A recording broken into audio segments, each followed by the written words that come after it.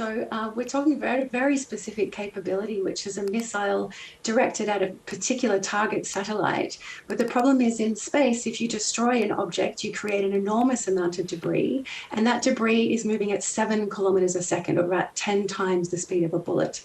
So a piece of debris the size of a pea could be lethal to a satellite, to any number of other satellites. And so destroying a satellite, even in a test, which has been done by China, the US, India, and most recently Russia, has demonstrated that that debris stays in orbit, and that creates enormous risks for satellites that we all use on a daily basis. So where does most space debris fall? Can you give us more of a picture there? Most of it tends to stay in orbit for quite some time. So Russia's anti-satellite weapons test in November last year, there's still a significant amount of debris still in orbit. In fact, the International Space Station has had to make recent maneuvers to avoid pieces of debris which could risk the lives of the astronauts on board. And then some debris over time, it decays in its orbit and it can fall to Earth. Some debris falls to Earth with accidental trajectories. We've had some of that in New South Wales quite recently with large bits of debris from SpaceX capsules.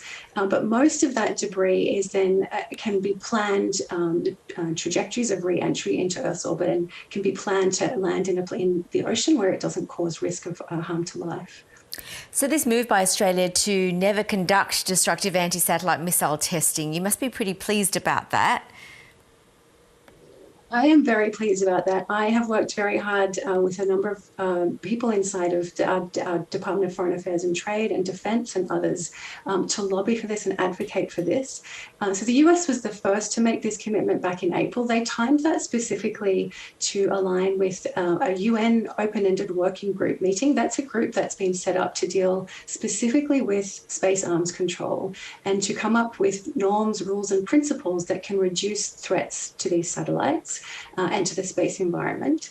And the US has said, well, this is one norm. We know that testing these anti-satellite weapons can cause debris, which is a risk to all of us. And so therefore it's a norm rather than limiting a specific technology or capability. It was followed by Canada. Very soon after, the UK and New Zealand also made the commitment. So those are our Five Eyes partners, the Five Eyes security pact and agreement we have with those countries. And then there's also been Germany, Japan, and recently South Korea, who are very much key space partners for Australia. And Japan and Korea obviously also key regional partners for us.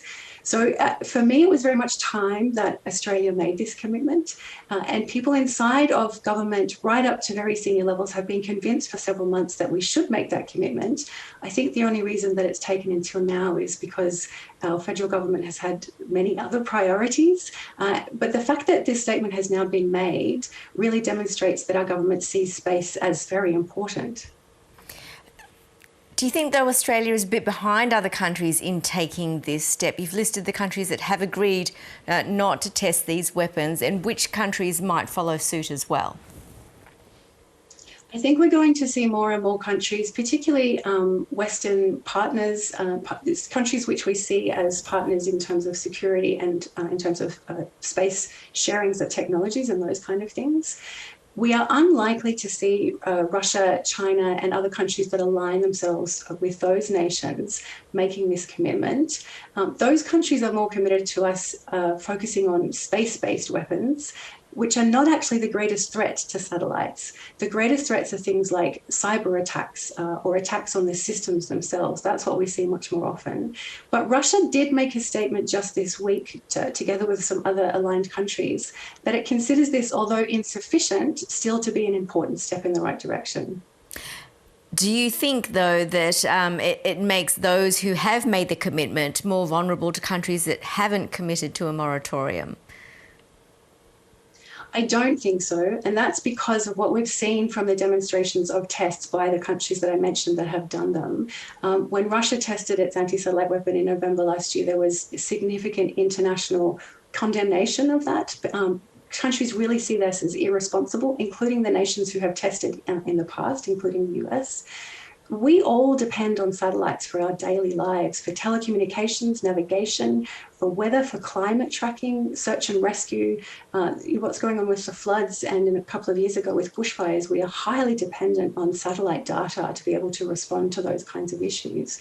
And so anything that creates debris is a huge threat to everybody, including the nation that might want to use that technology. So even if we don't see Russia, China, or other nations making that commitment not to test, it is highly unlikely we'll see them test or deploy those weapons in the future, because it limits their own ability to operate safely in space as well. Just finally, is space factoring into the war in Ukraine? Yes, it is already. So Russia, several months back, launched a cyber attack on the US-based Viasat satellite system. That's an internet satellite service. And they did that deliberately to take out internet services in Ukraine, and it had that effect for several days. But unfortunately, and this is one of the problems with satellite services, they are not geographically based. So a lot of other internet users in Central Europe were affected.